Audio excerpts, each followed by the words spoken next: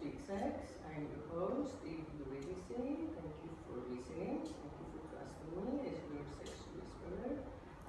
Today's guests, I'm very happy to introduce to you are the founders of the group running the Cosmic Cunt conferences and now the Church of the Cosmic Cunt here in Miami, which was a 3-week-long event, portal, and celebration of the rise of the divine feminine and the rebirth of consciousness. So they have been doing this for years around the world, these conferences, let's just call it in short. But this is the first time in Miami that they set themselves up as the Church of the Cosmic Cunt, and they had a long-lasting series of events. So they were open 7 days a week, and they had many daily events. So it's actually something like 40 events in 3 weeks. And their purpose was basically to bring us all together to experience this new feminine and female body-based paradigm. So my guests today are Frida Future, who's the original founder of Cosmic Cunt, and Brujita, who is now the co-founder and co-creator of the concept, and Elisa. The triad of the three of them is in charge of Church of the Cosmic Cunt. Welcome. Thank you. Thank you so much. And they'll tell us much more about the concept, the project, and the future, Frida Future, I'll start with you, of Cunt awareness. Yes, yes, of consciousness. Yes, all of it, yes. Absolutely. So it's funny, you see this new thing of the body consciousness and of connecting to the feminine. And we like to use this phrase, the ancient future, because it feels less like a new thing that we're discovering or like a problem that we're solving. Rather, it's a return. It's a return to a connectedness to the earth and to the body and to the quantum information that moves through us in the space of our feelings and our emotions.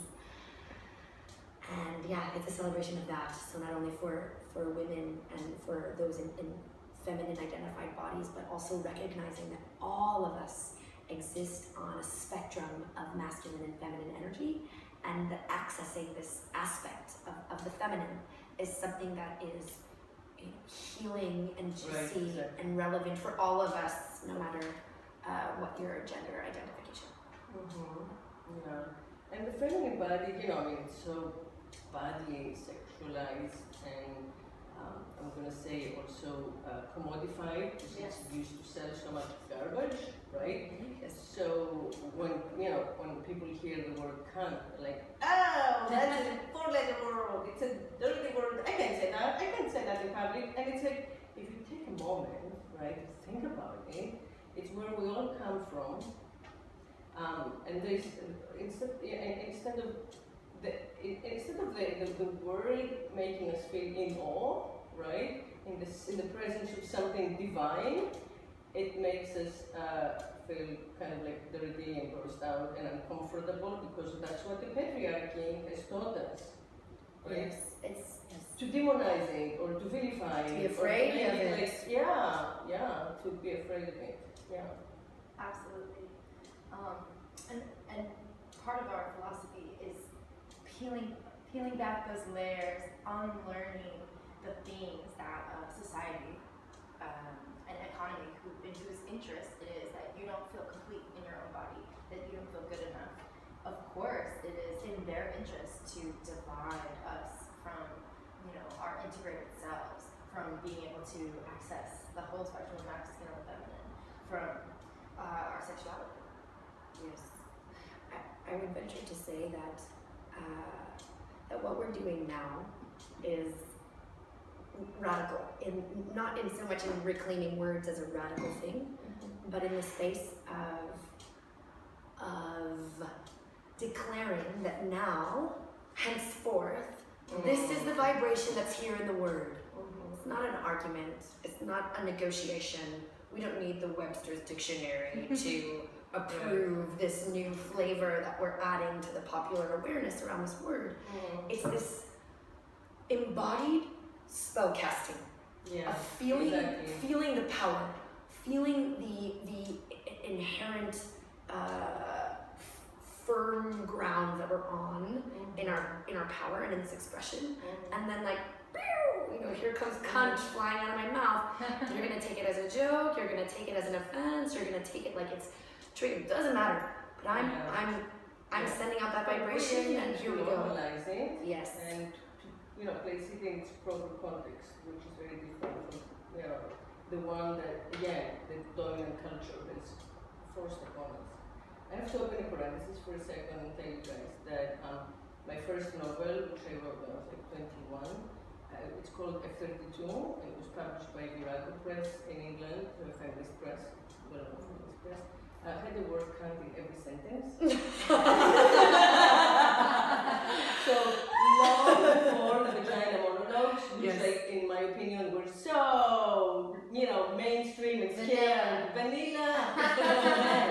I wrote this book, and it's the story of a vagina.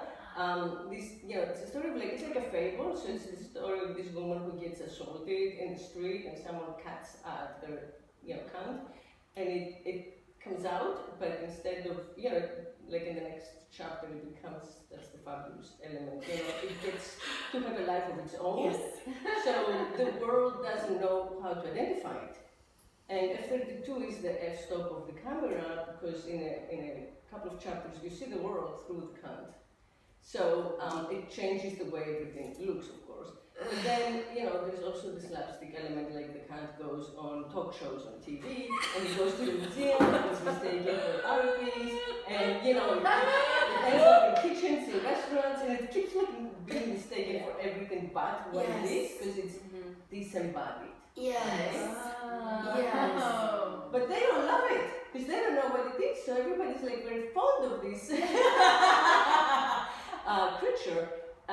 But then on the personal level, which is really why I wrote the book, was that the protagonist, who's a stand-in for, I think, most of us, definitely was for me at the time, I was young, started off feeling very cut off from her sexuality and her vagina, because she felt that, her mind and her psyche and her sense of self was always kind of beholden and, entrapped by these lower urges, so she would get turned on, and she would have to deal with these guys and stop what she was doing to deal with the, whatever, the desire or the horniness, and she didn't like it. She felt that dichotomy that we've inherited from our Judeo-Christian tradition, that, the body, especially the sexual body, is completely separate from the soul or the mind, or whatever, Yes. And instead of realizing that no, your vagina is you, so there is no it, it's I, right? And being holistic,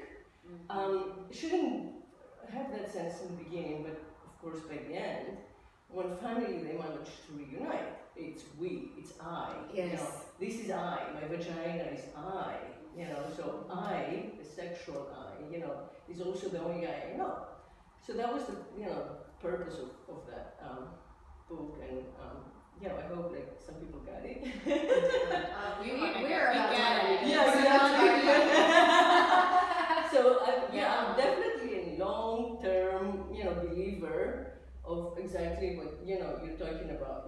Bringing the cat out in the forefront of human experience and using it to redefine and claim, our truth.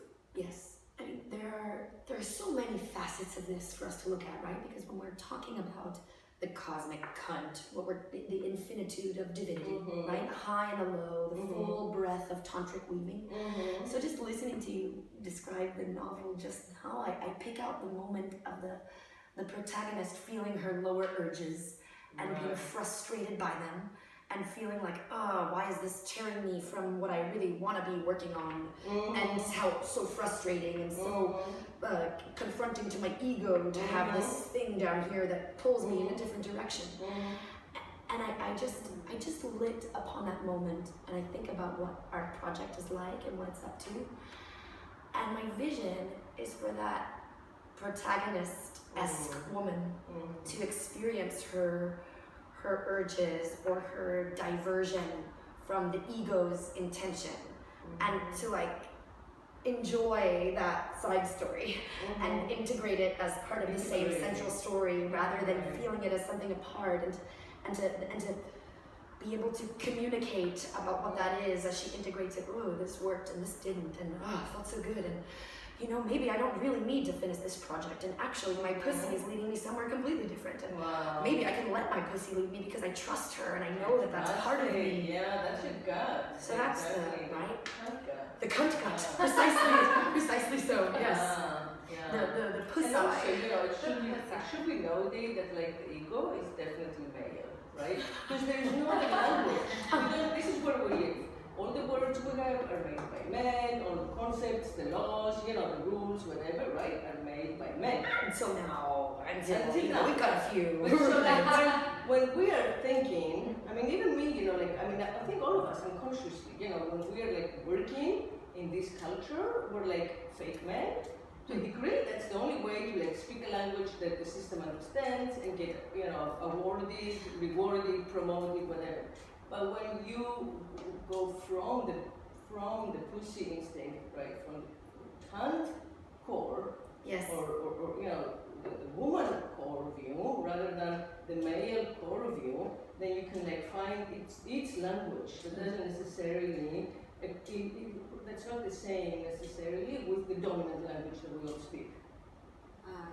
Yeah, actually, when you say all of this, it's interesting because I think that through the lens of that conversation, you know, the pussy portal, and the interaction with the ego, which to me more and more as I move through the space in my life, I recognize that the ego is actually just the wounded child that wrote this whole program for us to survive. Interesting. And it just wants to survive, and it hasn't fully grasped. If we're not enrolling the child into saying, hey, I'm a woman now, I'm a man now, and I've integrated all of these lessons, and we get to go on this ride together. Do you want to play and do this thing you love to play, and do this thing, and you don't have to take it, you don't have to shut us down. We actually get to integrate.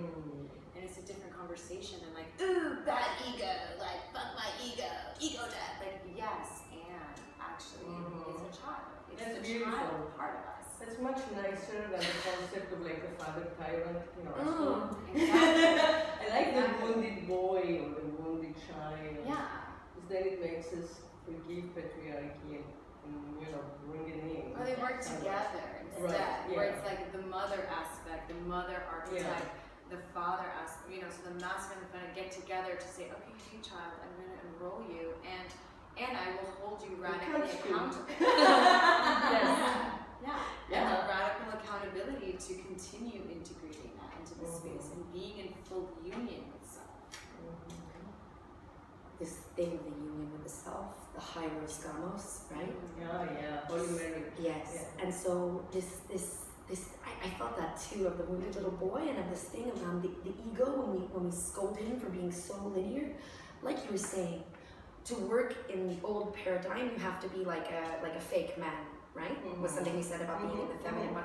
So now we look at the men who are in those spaces, and what are they experiencing? For a lot of them, it looks like, right? It looks like they are also sort of half men who are pushing themselves, keeping themselves in the office really late, forcing themselves to meet externalized stories of what will validate them instead of being connected to their bodies. And so the hieros gamos for all of us, that integration space of what do I feel, right? The feminine, what do I feel, what's happening here? And then the masculine of how can I be in service to that? Not how can I shut that down and work around it to get my how thing. Can I like buy only, you know, possess use it as it, a trophy, whatever, you know, penetrate it, you know, whatever, discard it, seduce it, discard it, all that bullshit with the it. Yeah, the truth is that men in the process are stunted emotionally, and also I think sexually, like they have a hard time receiving. They have, you know, because when you're trained by the system to always like be in charge and do, without really knowing what you're doing, you don't have the pleasure of receiving in like passive space. Yes, I think we're all very wounded around receiving. I think if you think of all of us, men and women, sharing the cosmic cunt idea of one experience in our consciousness together. We push things through all the time as a culture individually. Push it, keep going, push. And if you think of that as a pussy, receiving that traumatic push, right? Yeah, it's like a soul thing. Yes, and so we all then become a little bit like, oh, I don't know about receiving. Can I receive? Because so much of what you've received before was kind of thrown at you. Makes sense? Or, Yeah. Because when you're young, a lot of that receiving feels abusive. Because you do not have agency. You're just a child, speaking of the only child. You can't say yes or no. So it just kind of all comes at you. You gotta protect yourself from pain. yes. But now we have agency and we can receive and in adulthood and we integrate it and grow. And it's a process, of course, of like unpacking all of that within us, right? Because we experience the world through the filter of our physical bodies and what we're able to perceive, and then on top of that, we experience it through all of the social and cultural and learned filters that we pile on top of it. And so, for us, it's a really fun process. Like what we like to do is in play, with joy, unpack these things and really look at them. Because, so for me, I feel like it's a really, if you get really oversimplified with it, it really comes down to the difference between fear and faith. And if we look at patriarchy, it comes from a place of fear, okay? We have agriculture, which, we shift from being hunter-gatherers and just receiving the earth's bounty, and monitoring our movements so that we're in a position to receive it.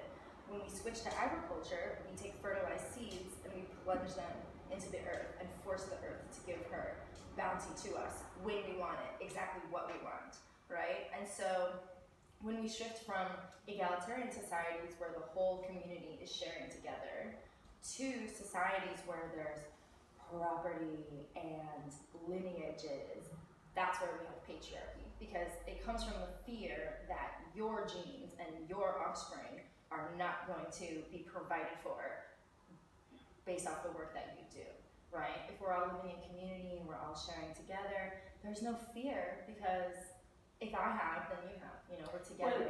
The point that's important at this moment, I feel, in relation to that, is that, a lot of the fear is the paranoia of inheritance, as you said, right? And also the fact that the man had no way of knowing who was their child, unless they kept the woman basically imprisoned in the house with no access to any other male in the universe, ever. Yes, and but now we have DNA. So like for the first time, basically, at least like in written history, I don't know what was happening in matriarchy, maybe those women knew it. But like for the first time within, the patriarchy, we can identify the offspring without doubt genetically, so we no longer need that shit. Because men know. Now, they don't have the need to like give a name, their last name to the woman and their child to identify it as theirs and all that, because they don't have anything to worry about. They can find out with a simple paternity test. So it's a good time for like this consciousness to be stirred. Yes. Speaking of the fun of it, do you want to say something? Oh yeah, I was gonna say, like, I think what we need to get away from is the idea that it's like only my offspring deserves to have resources. It's like we're a collective as humans, not just as humans, as a planet. We're a collective. We're all together. If some part of us is suffering, we all feel it, whether we feel it consciously or not. Such a good point. This numbness of being unconscious, and then pain information is coming through and we're not interpreting it. So this comes back to the body and the fun of tuning into the body and allowing that to guide you, right? Like all these stories about like patriarchy, and it's all very important, like good, and I'm just gonna hold it like that. So all of that stuff, if it juices you up to look at that, if it really like turns you on to understand where it came from, and then like use that to inform like what you're giving yourself permission to feel and experience now, that's awesome. All the history, all the philosophy, all the arguments, like yes, right? But I think that on its most primary basic level, pleasure and consent in every moment, right? Like that's it. Like Yes. what's my Right. pleasure and what Right. do I consent to? Right. Is this And conversation? no harm done. No harm done. Right. And that's such a big breakthrough for the person trying to say no, right? For people who are on one side or the other, everybody's struggling with it, right? So for the people who feel like, is it gonna hurt this other person if I say no? What's gonna happen? The pleasure of being like, no, and no harm, no foul, this is just where my boundary is. And like, Right, exactly. you're allowed to now take your energy to whatever space what juices you up. And when we loosen up into that, I feel like that overarching image of the interconnected planet and of the energy flowing between us, right? That becomes easeful instantly when we're tuned into ourselves and allowing that to guide us and allowing that to guide our communication. Yeah. And we are at the moment, I mean, I know I keep bringing it back to like, I don't know, sociology. Please. Some such thing. It juices you up. That's the whole point. The juice is the Yeah. same, no matter what the topic is. If you're in your juice, Yeah. it's kinesthetically transmitted to us, and that's where it's at. It doesn't matter what the topic is, so tell us about sociology. No, I feel that we are at the moment where we no longer can afford not to be a collective because the earth needs us to be together, united, in order to save ourselves, our place on it, right? And yeah, the planet is not going to disappear, but Earth as we know it is going to. And we were saying earlier, before you joined us, Sarah, that I was saying that I feel that our original thing as mankind, not humankind, is mankind is to separate God from the Earth. I agree. Yeah.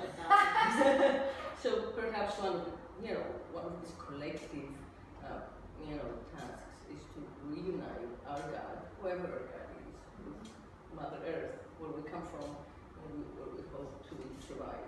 Totally. And as I hear you say that, I feel a sweep of energy down my leg, down my foot, right? Because when we talk about connecting to the earth, we become more conscious of our identity as part of the earth. And Right. It's intellectual until you feel that sweep down your leg and then the rebound back up from the earth. And then we go, I can talk about this until I'm blue in the face, but I know it feels better when I'm connected. And if I'm allowing myself to be guided by feeling, it becomes very simple to continue pursuing and fostering and growing that relationship or awareness. Exactly. Yeah. And I feel especially the rich, especially like that 1% who have so much, they really don't need, anything else. They should all every lives, they more than anyone should kind of, listen to this message and embrace it, because if they were relaxed enough and safe enough and conscious enough to share, the riches and the goods that they have been blessed to have with everybody else, that would make such a huge difference, If we could find a way for every country to agree on some basic laws and then have everyone there, regardless of race or socioeconomic status or whatever, all of that stuff, follow those few rules, the future of the earth would be much brighter. Yeah, it brings you back to pleasure and consent, right? Making agreements. What turns you on? Juicy invitations, right? We can think for ourselves about what would be best from this parameter, and then you try and tell that to someone, and if you're not sharing that kinesthetic transmission with them, they'll be like, great idea, I'm gonna go back to my $1 million condo, see you later, right? It's not. But when you make it juicy for people, to be like, hey, you're a super rich person, you have everything in the world, and you're still not totally happy and fulfilled, what's up? I've got something for you that can make you more happy and fulfilled than you've ever. It's not a product, it's not an object, and it's not a retreat, and it's not a departure, it's the food. Everything you've had up until now is the menu. Are you hungry? This is the food, right? It's ready for you. It's just for you. We made this plate, yum, yum, yum, right? And so I think it's about really helping people to become aware of how much better their own personal experience can be. Just better, not more moral, right? Just fucking fun. You'll like it more. You'll like it more when you're connected to your body and the earth and you're giving away your abundance. You'll like it. So tell me a little bit some of the events as examples of how, the manifesto of this big greater project events that you had at the Cosmic Cunt Church? Sure. So some of we had daily meditation or movement practice every day around the time of opening. Focusing on embodiment was huge throughout our process. So we had consent circles where, we had And what's a consent circle? a consent circle can take a lot of different shapes depending on who is leading it. The moderator? Yeah. So we had one that was a lot more, it had an anti-capitalist sound healing in it and very much grounded in theory around the historical roots of oppression and things like this. And that is, like, we love every flavor, right? So we put out that flavor for, we had anarchists and punks in the same space at the Church of the Cosmic Cunt and all this pink lace. It was great. And then a week later I led a workshop that was so concise. It was like an hour and we dropped directly into breath and we did this simple exercise about tuning into your yes and your no. And there was very little cross talk and we just moved energy through the circle. We had mask workshops. We had something called the Mask? Mask, yes. With a keel. Is it Jungian mask or? Balinese masks. Oh, Balinese mask. Yes. It was like the technique for creating the mask was like a Balinese mask. It's actually Akio Apollo Davis, an incredible worker. He does mask therapy. It was possibly for me, aside from Sarah's talk on plant sex, was my favorite, most impactful workshop I've been to in a very long time. Really, like, he led us through this beautiful walking meditation where you enter the void space, the space of timelessness where you were never born, you will never die, you will never go anywhere, you will never be anywhere. And you get to really step into the body in that way that Frida was to juicily talk about, like that ultra presence where you can feel every single tendon moving in your body. And there's a slowness about it. Like, it's not about being slow, it's about being fully with every single muscle in the body. Oh yeah, slowing down is really helpful. Things here are so fast in America. Not the rest of the world, but America for sure. So you wear the mask during that meditation? So initially, in this iteration, because he does different things, and the process with the mask is very beautiful, very spiritual, very integrated process where you have to fly to Bali to have someone make them, and then they only make them with a a certain type of wood, and then they paint them 40 times white and then 40 times another one, and each one has an archetype. And so as you're going about your walking meditation in this particular workshop, he would come around and place a mask on your face, and suddenly, somehow, inexplicably, that you don't know the face you're wearing, you become the face. And you embody the download, because there's something really beautiful about the way the brain and the being, the body as a receptor, as this radio transmitter that's like completely interconnected with so much information beyond the five senses. The Egyptians would say there's 152. And so the body somehow knows what the intention behind that was woven, that was literally prayed into this mask for the person to receive that download, and then you embody that. I love that. Embodying the download like a Balinese artist or shamanic download. So then we move from spaces like that to things like the smutty, slutty sleepover. Yes.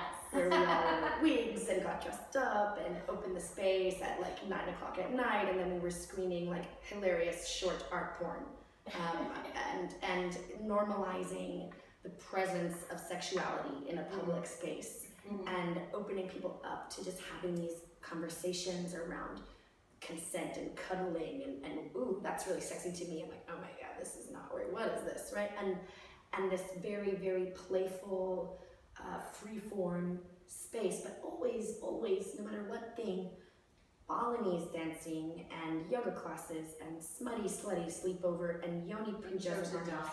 Intro to, yes, sensual domination. Intro to Dom is great, and embrace your inner slut. So Intro to Dom gives you very basic information on how you can dominate your partner? Yes. Or access your inner dominant.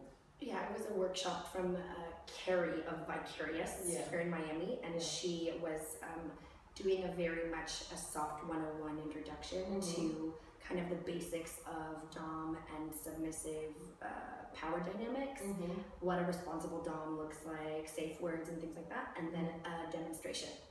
So one of our priestesses was tied up and spanked and some other things, and this was the day that I had my mother and my sister arrive in Miami. And my mother, who's really done a lot of work to be open with all of these things, you know, is like, okay, we're all the way to Miami, I'm gonna come to your workshop for the very first time. And she like walks in to like Carrie spanking this girl, and it was just, but Where's that's your mom from? New York. Okay. But this is what the work is all about, right? Yeah, Is yeah, integrating, exactly. Oh, yeah. integrating, allowing Yeah, mother thing, that's a Exactly. big part of the work. exactly, Yeah. allowing the chips to fall where they And our may. daughters. Yeah. Communicating about what comes up for us. My mom sat on the confessional couch and looked me in the eye and expressed to me how uncomfortable she was, but that she still loved me and wanted to support me. And I was able to say to her, instead of arguing and defending what we're up to and all this stuff of the triggers and the ego, right? I was able to look my mom in the eye and be like, Mom, like, thank you for sharing with me about how you feel. This isn't just so that I can get affirmed by you in my art project, it's because I want to be integrated with you in my life. This is how I feel. I hear how you feel. I want to bring us closer and closer to the spot where we're both in our pleasure and in our consent, right? So. Yes. And I want to share about my favorite event. So one of our friends, Veronica, she is a trans woman and she recently got her breasts. And so we hosted her debut, part of an event series we had on Sundays called Tits and Mass. And instead of tits and ass, we were holding mass. And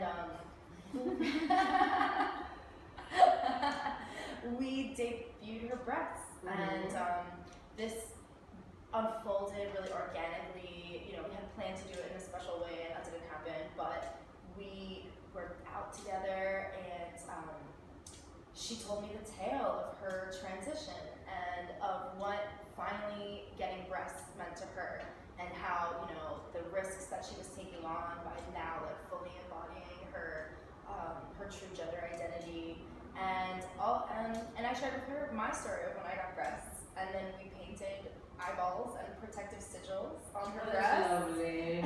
and paraded them and had a really fun, juicy photo shoot. That's great. And so I bring that up just because I want to reiterate that what we're after is true, like everyone feeling really comfortable and juicy to express their desires. Right, and be honestly. shamed about Yes, Yes. to be truly who they are, okay? And if the community is not having the bandwidth to fulfill those desires, no, that doesn't feel good to me. And it's like, okay, cool, moving on. You know? Yeah. What was your talk, Sarah?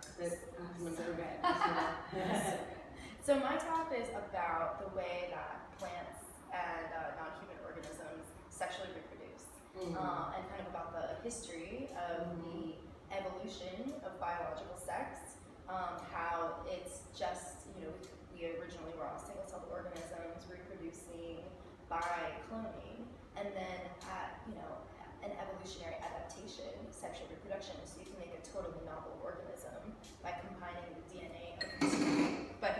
DNA of two completely separate organisms, right? Yeah, so it's just about that and like all the different ways that, you know, flowers bloom and their petals are their pussy and they have all their spermatophores on the stamen and they go and like, you know, bees and bats help spread the pollen.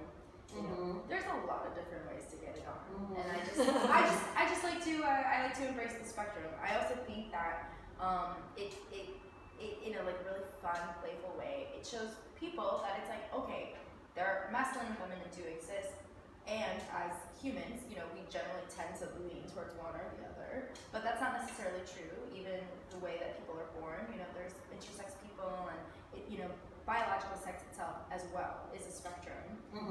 And so yeah, so it's just the spectrum definitely, you know, Exactly. again, is de-emphasized by the dominant culture. yes. And even, you know, I feel that like even queer politics has gone too far in the sense that you have to take a stand and, you know, identify, because I feel like in our lives we should be free to evolve and maybe like, you know, be gay, you know, for one period and then, you know, be something completely different later and not have to go back in the closet every time we want to change, you know.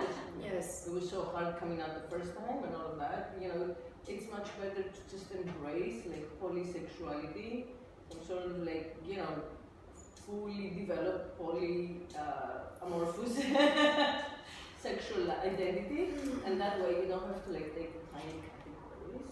Exactly, yeah, because the story of gender is just this culture story. You know, other cultures have different stories about it, and the way I feel about it is, if you want to make up your own, and everyone in your, you know, and you're not hurting anyone, I will tell that story for you. Yeah, exactly. I support your story. Yeah, and we support all the hermaphrodites, because after all, they're the wisest ones, right? So The two-spirit. yeah, the two-spirit, you know, who for so long they were just like castrated without anybody even knowing most of the time. Like at birth, someone would make a decision.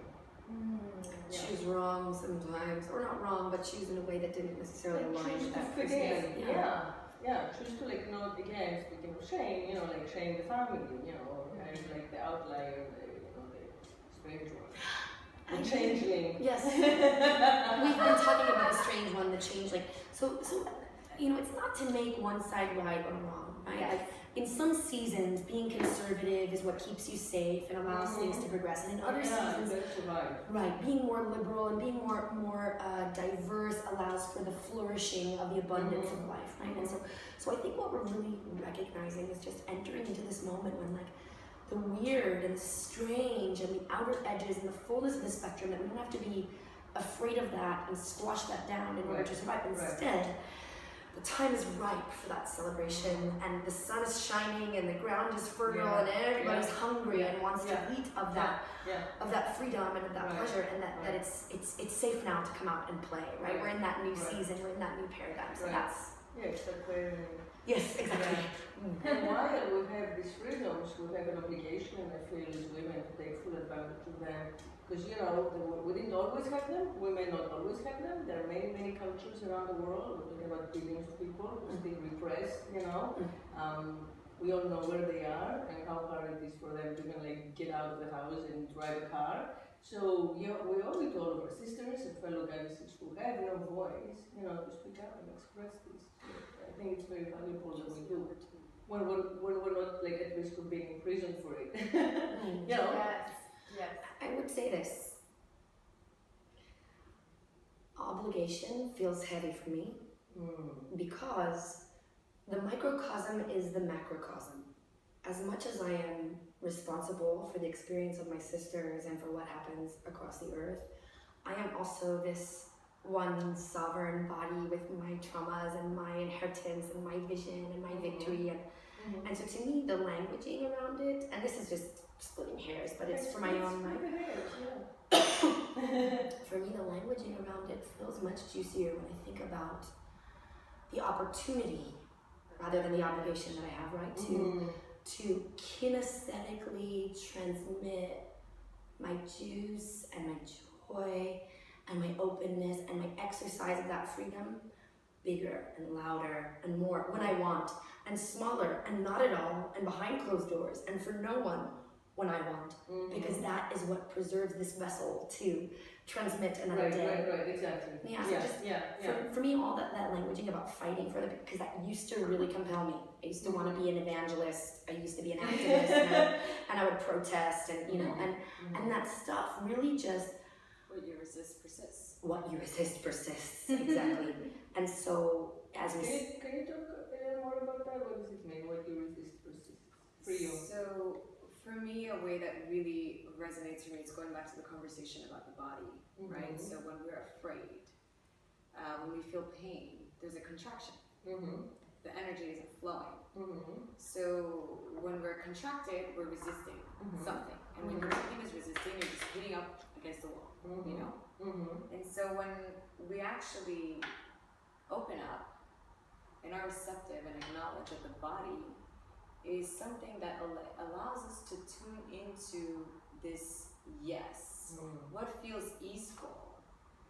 I'm relaxed, my shoulders are back, I'm standing up straight, you know, I'm not, you know, my toes are perfectly, you know, just lingering there. They're not curled up, I'm not hunched over, I'm just here and I feel open and everything is just moving through me.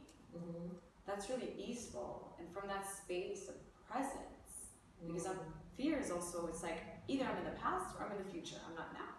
Mm-hmm. And in the now moment, I can really just be in that portal of possibilities, and I can choose my perception. Mm-hmm. It's like, what do I choose to perceive? I have an obligation. Ooh, that feels heavy. Now I have a responsibility. I don't know. Can I do this? This is a lot. Oh my God, what the fuck? I can Yeah. tell you haven't. You're not a mom, right? I'm not. And Being then a mom, I'm so used to, obligations and responsibilities. So it's a different place. I just have to say. Yeah. I love that you brought that up. Yeah, because you put yourself after your obligations and responsibilities to the one you love more than you. So maybe that's why I speak so easily of these words. Because I have a 19-year-old daughter, so I've lived 19 years with it and embracing it, totally embracing it and loving it, but also knowing that it's not a choice for me. I made the overall choice initially, and then I can do that. Right. I think that's precisely it when you talk about mothering, right? And this is kind of a shift in the way we're thinking about ourselves too. That are we resisting mothering, right? Like my mom chose to have me, was very joyful in that decision, and never, throughout her life did she not want to have me. Mm-hmm. And yet there were times where the ways that she fulfilled her obligations or her whatever, also were difficult for her. Mm-hmm. And so what I'm interested in sounds like what you're talking about is this kind of thing where you are mothering and embracing the act of mothering, and also mothering yourself at the same time, of aligning your energies so that your obligations don't feel like weights, and instead they feel like joyous celebrations. The other thing I just wanted to say about what you resist persists is that where energy goes, where attention goes, energy flows. So if you're resisting something, you're looking at it and you're going, no, right now this is an intellectual version of it versus the body version. You're looking at it and you're going, no. You're focusing your energy and your attention going, no, no, no. You're keeping it in this conflict when your energy is focused, I don't want that. So when you stop resisting that thing and allow it to move through, your whole scene changes because that block is now not where it's flowing through. Right, I agree with you. I totally agree with that. And I said what I said in a very inclusive way, in a very supportive, Mother Goddess way. Just that as we move from maiden to mother, I haven't got it chrome yet, but that's the wise time. We give ourselves permission to move through, our definition of different concepts and dividing it so we can be more than one. So, okay, let's see, what else, what other questions? Would you like to tell me a little bit about how you each got to this place, your personal journey, finding yourselves and founders or the Church of the Cosmic Cunt? Sure. Should I start with this one, or would one of you like to start with this one? Yeah, I feel it. I mean, it's sort of, alright. Let's go. I mean, The cosmic cunt. so it starts from a place of being disempowered in my body with my sexual partners, from being an overachieving Ivy League kind of a kid, a lot of pushing, a lot of not being connected to my body, feeling like a brain in a meat sack, feeling like when my sexuality was starting to happen that was such a powerful departure from the rest of the scene. Like, oh my God, I can finally just go off and be with my boyfriend and do a different one, right? From that place through the joke of the cosmic cunt, a yoga teacher training after it was over, laughing about it, and then deciding that I was going to pursue it and go further with it. And I didn't know what that meant, and I didn't have a self-pleasuring practice. I wasn't the queen of orgasms or anything like that, but I really desired to feel what my pleasure was, discover that, and get it communicated. And then this whole sort of processes the outpouring of that like personal journey and journey along with my sisters and with other people, of recognizing that we're not alone in this, of like, oh, why can't I just get these words out and feel what I want to feel? And then so you came from a place of being what did you study? How did you get to organizing? Oh, something. I wanted to study art. And then I wanted to study English, and the prerequisites were not for me. I didn't want to read deadwhitemen.com, you know. So I ended up doing a whole bunch of other things, East Asian studies, and living in South Korea for a long time, which is an interesting dynamic between men and women. Yeah. Okay. Yeah. So that's my journey. Yeah. Sarah.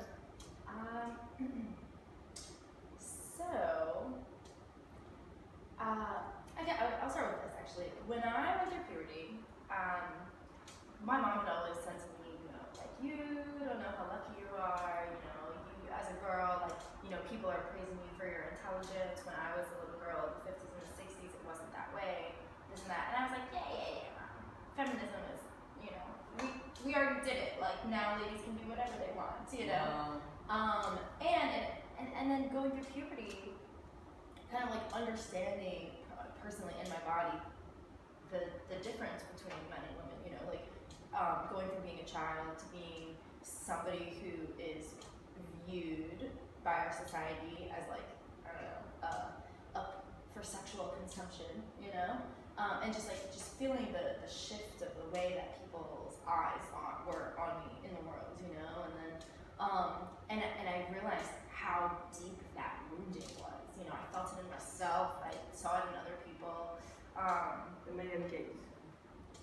The male gaze, but not just the male gaze. It's the male gaze, and it's also your 7th grade teacher telling you that what you're wearing is inappropriate because you wore a white t-shirt and it like rains a little bit and like your little train bra is showing from underneath, you know? It's like you're not like, you know, school dress codes. Oh, your shorts are too short, so you know, your shorts go past your fingertips on your thighs, so now you don't get to learn today. You have to spend the entire day in internal suspension. You know, it was stuff like that that started to make me really rage against society. I didn't have the critical theory to understand exactly what I was raging against, but I knew it wasn't right. I knew it was mad. That's good. Thank you. And then, you know, so I was just like an angry intellectual. And then yeah, I went to school and kind of was able to understand the history and the context and the things around it. And in school I studied environmental science and anthropology, so I kind of came out of school with like a whole understanding of the plant world and like the little interconnectedness of creation independent of human society, or like intermingled with human society, and like the different ways that we have thrust ourselves upon it to end up where we are now. So it's like the backgrounds and yeah, so I kept going deeper into that after I got out of school. Instead of pursuing academia, I decided to study more yoga, and then I ended up studying Tantra and just kind of learning about the integration of masculine and feminine. That's how I met this woman. And you know, she came back from Spain a couple years ago and was like, can I enroll you in something? She's like, it's called the Cosmic Cunt Conference, and it's happening right now. And it's never not happening, but now you know you're in it. That's great. And I thought it was hilarious. And it was so cute and so silly that I was like, what are you doing? You're doing an event? Okay, first one, let me cater it. And so that's how we began this journey together. This particular project itself, we did an event in Art Basel last year together at Churchill's, where I used to work. We met the owner of the gallery. She offered us a show, and we just went from there. And we really went crazy. We could have just spent like 2 months making our own art. Instead, we're like, let's get everybody we know involved. And I'm really glad we did, because me too. I'm glad. it was just really beautiful, and it seems like this is our life now. So Yeah, it raised the consciousness for sure.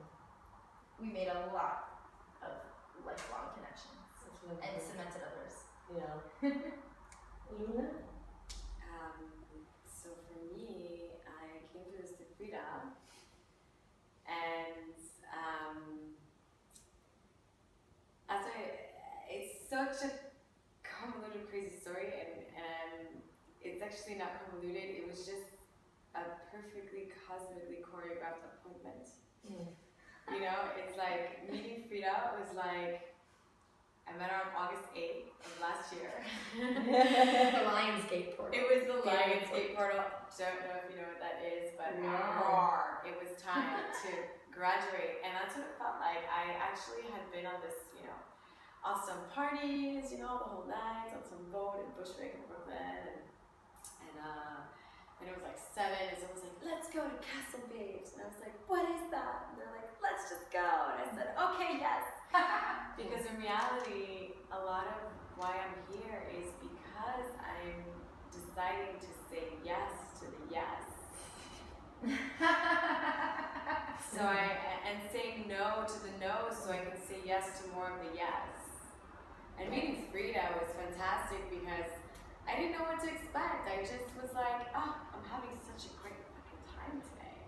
And I would love to keep dancing, and I love the idea of going and listening to my friend Dreamy, like playing more music. I'm obsessed with her. And I get there and I walk through a window onto like a rooftop, and there's this woman waving at me, and I'm like, I don't know anyone at this party, but like she's waving at me, and I'm like, okay, hi. And she just kept really waving, and I come up to her, and as I'm walking up to her, she suddenly burst into tears, and I'm crying.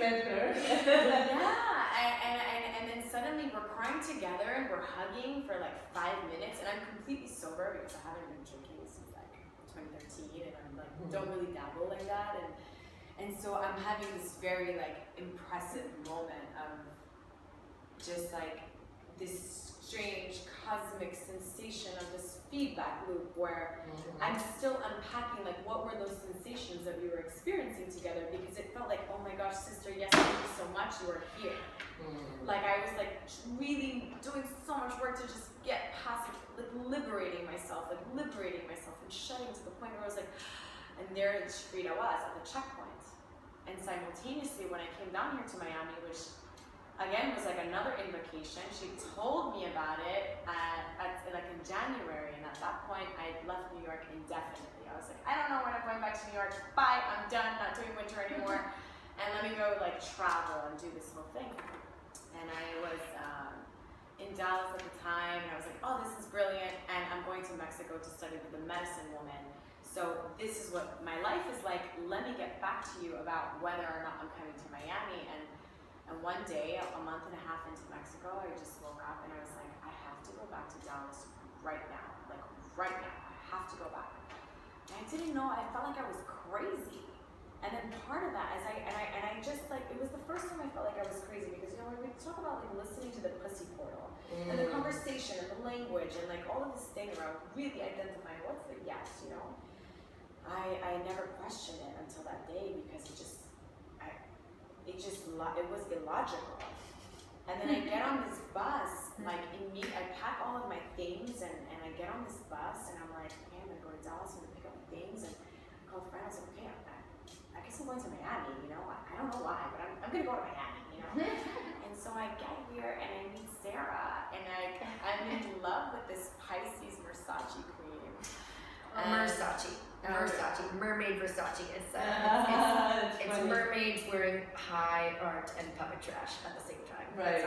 Love that. Yeah. Also Muppet Versace. Muppet Versace. Yeah. I was in a bikini when I picked you up. Oh my god, yes. Because this really is what it's about, because I had experienced all these different levels of suppression, and where I'm at in my life right now is like unboxing, completely. And I gained so much permission from Frida for being all of the allness. I'm like wearing nipples out, and it's like, am I this person right now? Like, is this the person that I'm like, yes, I'm super into this, And in reality, Sarah coming to pick me up from the airport, I didn't know her, up until, like a month ago or whatever. And like she was wearing a bikini, and it was like all the different contrasts and the context of the way that we're suppressing ourselves. I'm deeply interested in undoing that. And I come from a background of, when we're talking about sex and religion, like, I grew up as a Jehovah's Witness.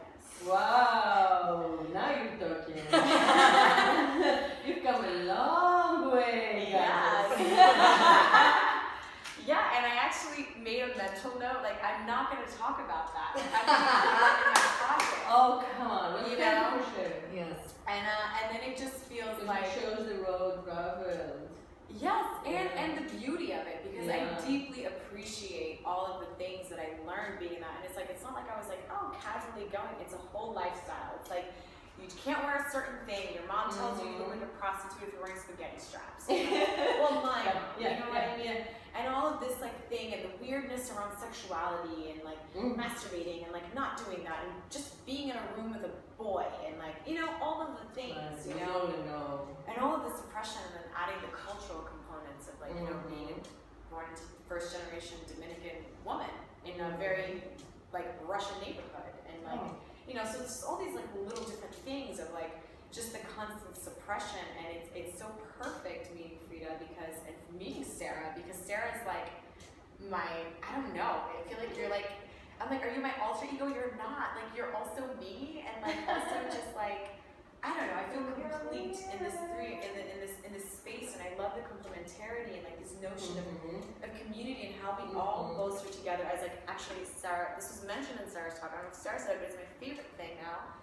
We are all symbiotic organisms in motion, part of a larger symbiotic organism in motion. And it like ties back to like this original like thing we were talking about, how like everyone tries to separate God from the earth and like make this whole thing. When in reality, God, it's just a semantic thing. Because when you look across the board, what is everyone saying? The atheists, the different scientific theories, the different religions, God, this framework is an energy that cannot be created or destroyed. Always is and always was. Can only be reshaped, redefined, and reformed. Hallelujah! End of story. So we're all saying the same thing. Yeah. So it's like, what's the lowest common denominator? Like, how can you separate yourself from yourself? Like, you can't. That's the biggest illusion, this illusion of separation. Exactly. I am that I am. Right. I That's the first name me. of God, by the Yes. way. I have it tattooed here in Hebrew. Exactly. It's the first name of God that was given to Moses. I am. I am. Of God. Well, there you go. Yeah. Very helpful. Thank you. Yeah. Yeah, I love that. I love the logic. Thank you for. Yeah, that was like a very clear example of being led from your Cunt God, from the pussy portal, from that otherness. That's your truth. Yeah.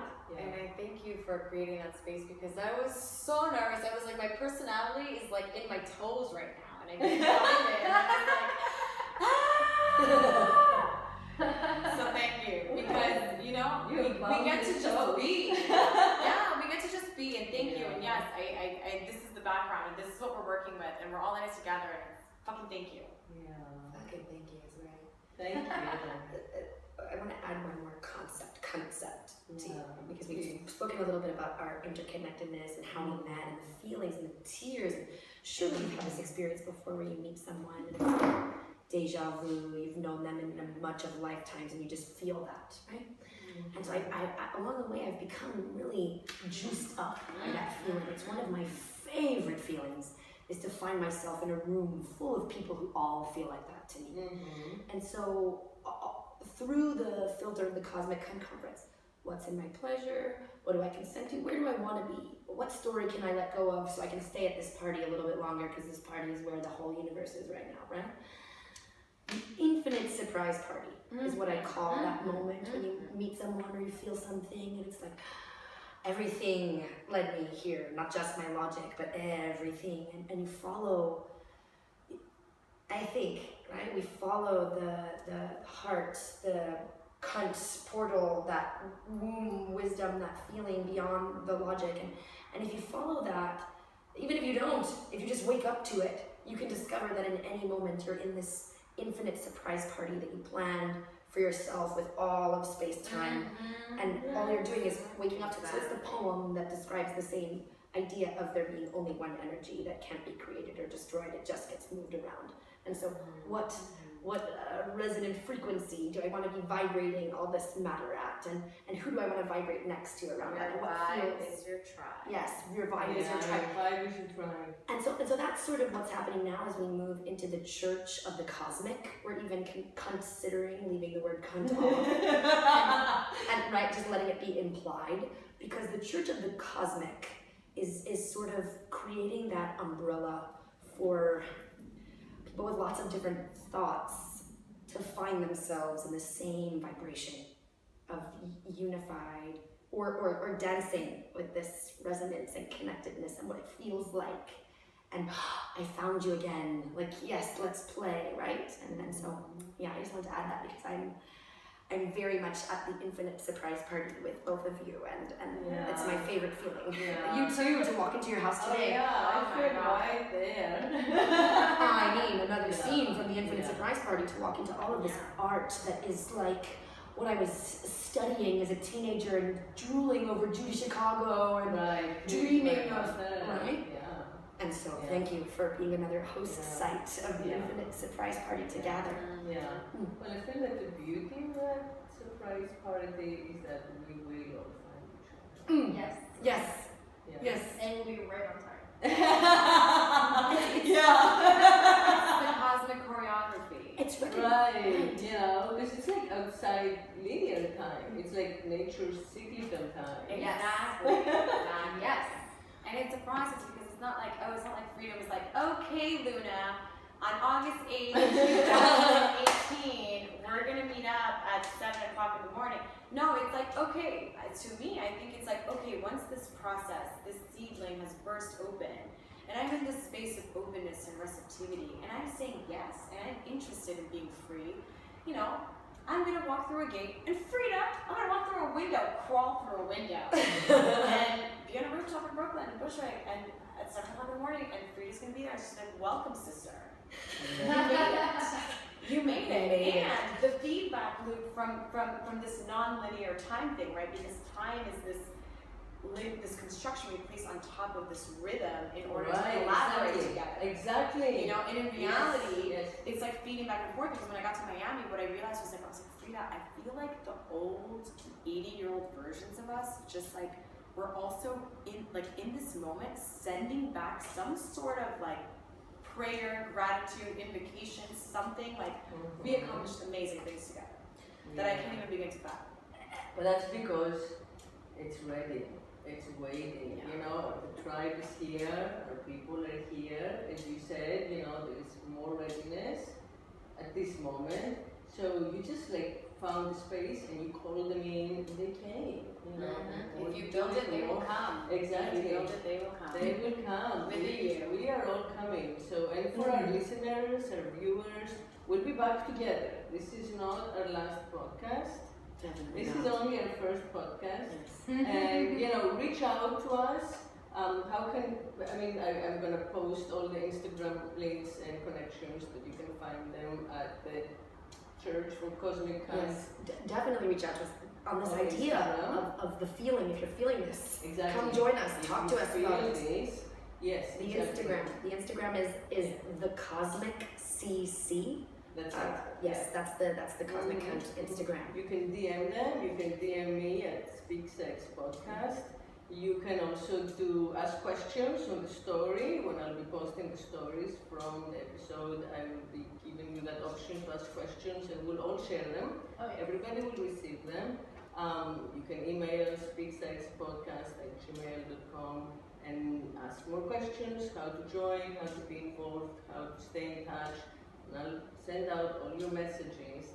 So stay connected, stay listening. You ladies, goddesses, would you like to add something before we close? Just a little bit more personal information for us. Okay. The Cosmic CC is our shared Instagram. We're a collective. So for our individual Instagrams, I am Frida Future, and you can find me FRIDA, Frida Future on Instagram.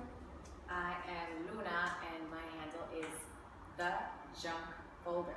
So junk, like one man's junk is another man's treasure. I'm the Junk Folder. And my treasure. Yeah, I love you. very cheesy right now. And I'm Sarita, period, Brujita. So that's S-A. Yes. Yes, with a J. S-A-R-I-T-A, period, B-R-U-J-I-T-A.